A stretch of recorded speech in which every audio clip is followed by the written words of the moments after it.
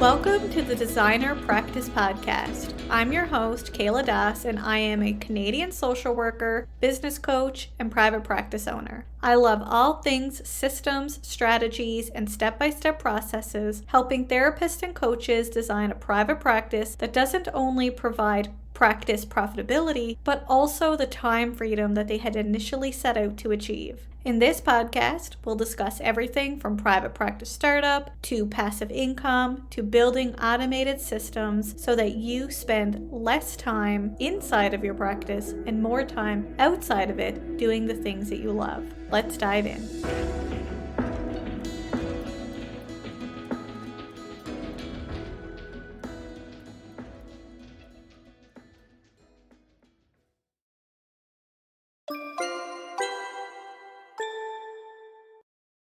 Before we get started today, I wanted to chat about JNAP. JNAP is an all-in-one practice management software that provides online booking through a secure client portal, as well as administrative scheduling, payment processing, electronic charting, insurance billing, and so much more. But for me, Jane is more than just an electronic health record. It's a software that has something to offer for every practitioner. However you practice, Jane is here to help.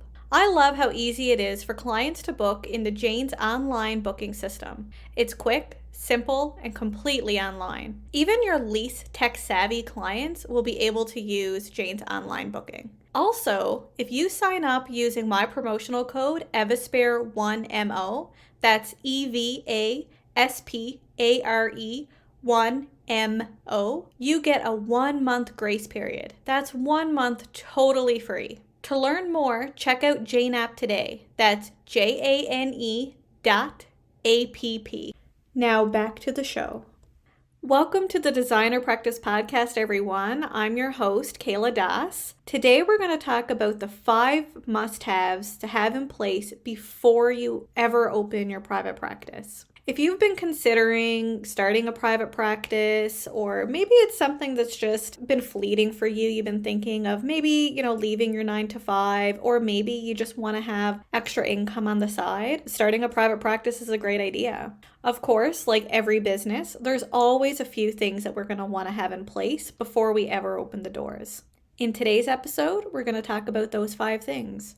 First of all, you're going to want to register your business. Here in Canada, you can register your business through your province. So every province has its own regulations on how you register your business. You can either register as a sole proprietor, or you can register as a corporation.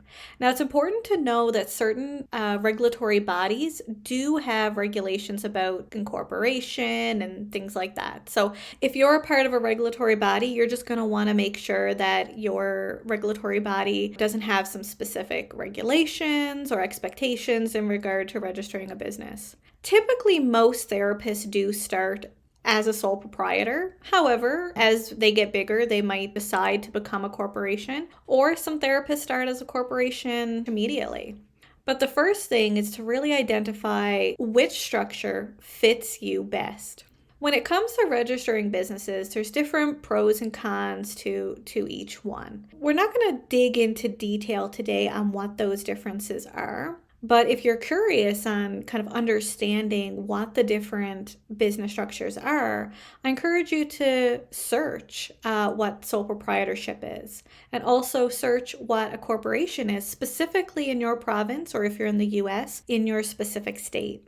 The second thing that you're going to want to have in place before you start your private practice is have liability insurance. Now, many of us, if we're practicing with an organization, we may already have liability insurance. It may not fully cover everything that we need when we go into private practice. It may not have commercial insurance. It might not have even rentals insurance if we're looking into renting a space from somebody. So it's really important to ensure that you either get liability insurance if you don't already have it, or look into what are the additional things you might need in place if you are starting your private practice. And it may be different depending on if you're in a private practice or if you're in an organization. Now, of course, some of us may not have liability insurance in organizations, as many organizations have that, and we're kind of covered under that. But definitely, if you're starting your private practice, whether part-time or full-time,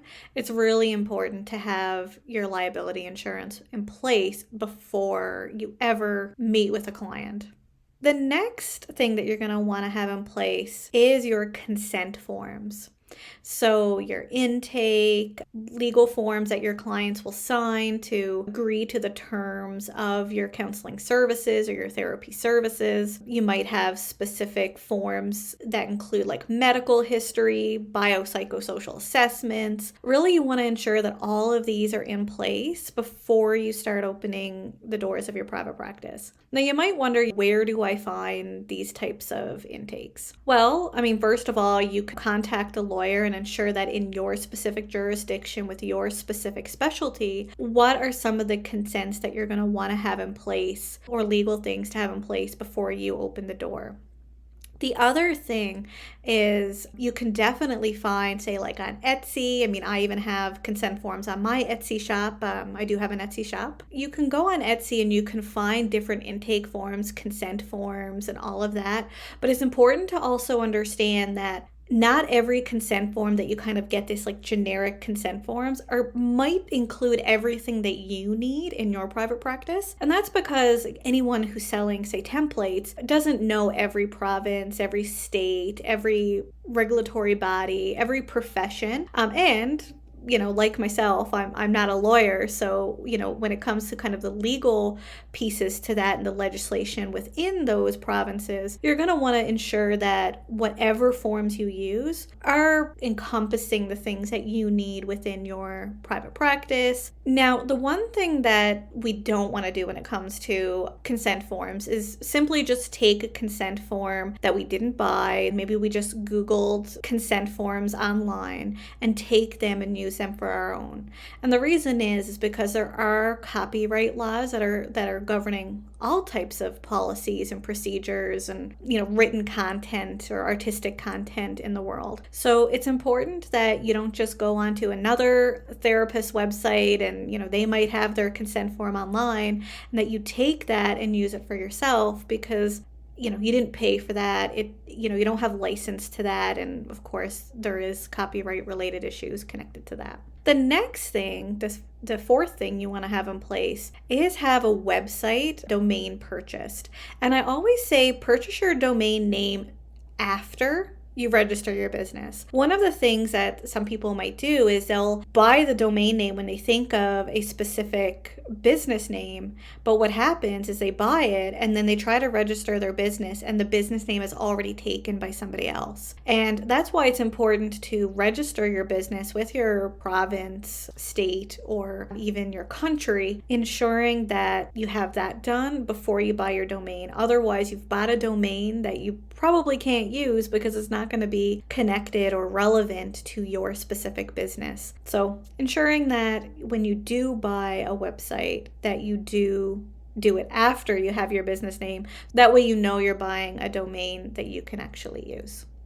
So the next thing that you're going to want to have in place, and this is the fifth, is a practice management system. So a practice management system is a way to document your case notes, keep track of client information. Some people still use the lock and key cabinet where we put client information in there and client files. And of course, if that's how you still want to run your business and have, that as your practice management system, that's fine, as long as, of course, you're following all of the PIPEDA or privacy laws that are governed in your either province, state, or country. But more recently, people are looking to more online platforms. And personally, in my private practice and my business coaching practice, I use Jane App. And Jane App is a practice management system housed in Vancouver, and they are PIPEDA compliant. So PIPEDA is the Canadian legislation for privacy laws. Some provinces have their own privacy laws as well. So also with Jane, if maybe you're not in Canada and you're looking for something, say you're in the States and you're looking for something that's HIPAA compliant. And HIPAA is the US version of privacy laws. PIPEDA is the Canadian version. Jane is both HIPAA and PIPEDA compliant. So for Canadian listeners, you're going to want to ensure that whatever practice management system you use is PIPEDA compliant and is based, or at least has a server, in Canada. And there are lots of practice management systems that are HIPAA compliant, and HIPAA is the US version of privacy laws, but HIPAA is not the Canadian version. As a Canadian therapist, it's important that whatever practice management system you use is PIPEDA compliant. So that is the 5 things that you want to have in place before you start your private practice. Now, I have a practice checklist. So if you're kind of wondering, where do I go next? What do I do after I implement these 5 steps? I have a practice checklist that you can use, you can download, so that can help guide you through your private practice setup and journey. If you want to download my practice checklist, just check out the show notes. There'll be a link, or sign up at kayladas.com/practice-checklist. Well, everyone, it was great to have you here today. I'm so happy that you had joined me for my very first episode on the Designer Practice Podcast. Do me a favor and follow my podcast on whatever platform that you are listening to me on today, so that way you don't miss any episodes at all. Obviously, this is my first episode, but there's going to be lots more coming up, and I really hope to be a part of your private practice journey. Until next time, bye now.